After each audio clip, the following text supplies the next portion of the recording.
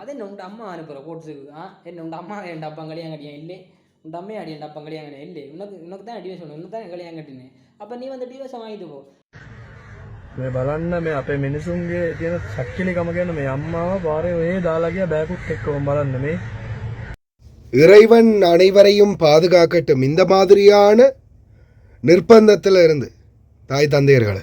அஸ்ஸலாமு அலைக்கும் வரஹ்மத்துல்லாஹி வபரகாத்துஹு. அன்பார்ந்த அனைத்து உறவுகளுக்கும் இனிய மாலை வணக்கம். இன்றைக்கி உண்மையிலேயே காலை செய்தியே ரொம்ப கஷ்டப்பட்டு தான் போட்டேன்.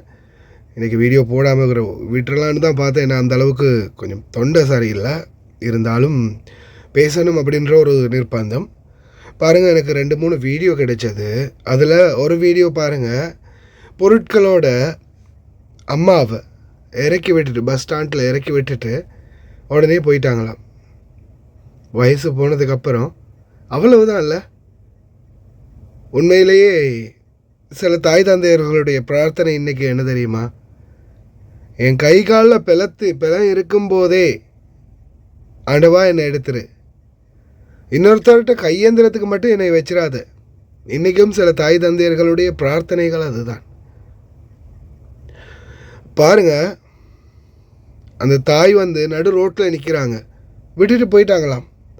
ஒரு சகோதரர் வீடியோ போட்டிருக்காரு பாருங்க. அம்மா வந்து என் வயசான ஒரு அம்மா இறக்கி விட்டுட்டு அப்படியே போயிட்டாங்க, பொருட்களோடு இறக்கி விட்டுட்டு. அவங்க அப்படியே எங்கே போகிறதுன்னு தெரியாமல் தடுமாறி போய் நிற்கிறாங்க அப்படின்னு. இவ்வளோ ஒரு வேதனையான விடயம் இல்லையா? இதுக்கு தான் நான் டெய்லியும் சொல்கிறது, வெளிநாடு வாழ் தொழிலாளர்களுக்கு எப்போவுமே உங்களுக்காக ஏதாவது சேர்த்து வச்சுக்கோங்க. காலமெல்லாம் நம்ம புள்ள பார்க்கும், நம்ம பொண்ணு பார்க்கும், நம்ம பையன் பார்ப்பான்னு நான் நினச்சிங்க, நினப்பு மட்டும்தான் இருக்கும். இப்படி ஒரு வீடியோவை பார்க்க வேண்டிய சூழ்நிலைக்கு நான் தள்ளப்பட்டதுக்கு முதல்ல நான் என்னுடைய வருத்தங்களை தெரிவிச்சுக்கிறேன். அதே போல் தான் சோஷியல் மீடியா. எனக்கு ஏன்னா இந்த வீடியோ வந்து நிறைய பேர் பார்த்துருக்காங்களோ தெரியல, வைரலாக போயிட்டுருக்குதுன்னு நினைக்கிறேன். டிக்டாக்ல நிறைய பேர் ஷேர் பண்ணுறாங்க. தன்னுடைய தாய்க்கு தன்னுடைய மகன் சொல்லக்கூடிய பதில்கள். அம்மா வெளிநாட்டில் இருக்காங்களாம், அப்பா கிட்ட இருந்து டிவைஸ் கேட்குறாங்களாம், தங்கச்சியை திட்டினாங்களாம், அப்பாவை திட்டினாங்களாம். அதுக்காக மகன் கேட்கக்கூடிய கேள்வி. தாய், பெத்த தாய் என்னதான் அவங்க எப்படிப்பட்டவங்களாக இருந்தாலும் 10 மாதம் சுமந்து பெத்த தாய் அப்படின்றது ஒரு பக்கம், சரியா? குடும்ப பிரச்சனைகளை சோஷியல் மீடியாவில் கொண்டு வர்றது எவ்வளோ பெரிய தவறுன்றதுக்கு நல்ல ஒரு உதாரணம் இந்த வீடியோ. நல்ல ஒரு உதாரணம். தன்னுடைய சொந்த தாய்க்கு மகன் கேட்கக்கூடிய கேள்வி. சமூக ஊடகங்களை இந்த மாதிரியான விடயங்களை எல்லாம் பயன்படுத்தி இருக்கிற கொஞ்ச நெஞ்ச நிம்மதியையும் கெடுக்காதுங்கடாடே. இந்த 20 வருஷமாக வெளியில் போனவள் வாரலேன்னு கேட்டால் அக்கா முடிஞ்சுன்னு சொல்கிறாள், சரியானே? மற்றதுக்கு டிவோர்ஸ் வரணும். அந்த 20 வருஷத்துக்கு போனவருக்கு டிவோர்ஸ் வரணும். 53 வயதாகுதுகளுக்கு, 52 53 வயதாகுது. கிழட்டு நாய், நீ உனக்கு டிவோர்ஸ் அடி வேணும் ஏன் நாயே? உனக்கு அடிப்படி தேஞ்ச செருப்பாக கழிச்சு உனக்கு டிவோர்ஸ் ஆகணும். டிவோர்ஸ் வேணும்டா, நீ நாட்டுக்கு உனக்கு நான் டிவோர்ஸ் தரேன். எங்கள் அப்பா சரி டிவோர்ஸ் வாங்கிட்டு போ. அதை விட்டு கூட நாங்கள் இந்த டிவோர்ஸ் கேட்குறேன். என்ன வேறு எதுவும் பிளான் எதுவும் பண்ணிக்க, என்ன டிவோர்ஸ் கேட்குற ஷார்ட்டில் அப்படி இருக்க போகிறோம், இல்லை வேறு எதுமோ. மற்றது இன்னொன்று சொல்லி கொடுறேன் கேளு. உனக்கு டிவோர்ஸ் வேணும்டா, நீ வந்து வாங்கிட்டு போ. அதை என்ன உண்ட அம்மா அனுப்புகிற கோட்ஸுக்கு என்ன உண்ட அம்மா என் அப்பா கல்யாணம் கட்டியேன் இல்லை, உண்ட அம்மையை அடி என் அப்பா கல்யாணம் கட்டியேன் இல்லை, உனக்கு தான் டிவோர்ஸ் வேணும், உனக்கு தான் கல்யாணம் கட்டினேன். அப்போ நீ வந்து டிவோர்ஸை வாங்கிட்டு போ. அதை விட்டு போட்டு இந்த எங்கள் அப்பா எனக்கு பொண்ணே 2 கேட்குறேன், மற்ற 2 தங்கச்சிக்கு கதைக்கிற கேள்லாம் கேட்குறேன். சேனே 2 தங்கச்சிக்கு பேஸு அது நீ கதைக்க வேண்டிய அவசியம் இல்லை. சேனே உன்னை தூக்கினாக்கள் அப்படி அடிப்பேன். இந்த கதைக்கு நீ நேரில் நம்பிட்டேன், நீ நாட்டுக்கு வரமாட்டேன்னு தெரியும். சேனே இன்னும் 1 மாதத்தில் நாட்டுக்கு வரப்போறன்னு கூட நீ வீடியோ போட்டுக்க, எனக்கு அது பிரச்சனை இல்லை. சேனே நீ இது இத்தனை வீடியோ போட்டுக்கான்னு தெரியும், எத்தனை வருஷம் ஏமாற்றி வாரான்னு தெரியும். சேனே வாயை பொத்திட்டு ஒழுங்கான முறை நீக்கணும். மற்றது இந்த உனக்கு ஃபேக் ஐடி திறந்து எல்லாரும் போடுறாங்க. நீ சொல்கிறாங்க என்ன வந்துட்ட தங்கச்சி போட்டன்றலாம், நீ இப்போ காய்ச்சி போட்டுக்க அந்த டிக்டாக்ல உனக்கு ஒன்று சொல்கிறாங்க.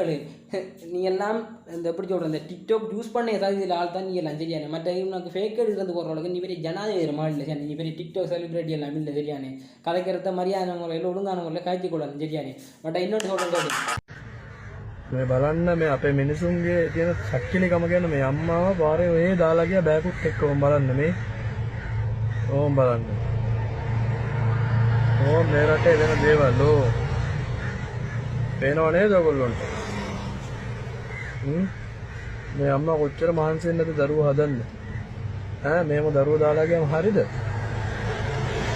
බලන්න මේ අම්මට කවුරුත් නෑ උදව් කරන්න එනව නේද ඕම් බලන්න வெளிநாடு வாழ் சொந்தங்களே நல்லா ஞாபகம் வச்சுக்கோங்க, நம்ம செய்யக்கூடிய தவறுகள் எந்த விதத்தில் நம்மளை பாதிக்குது அப்படின்னு.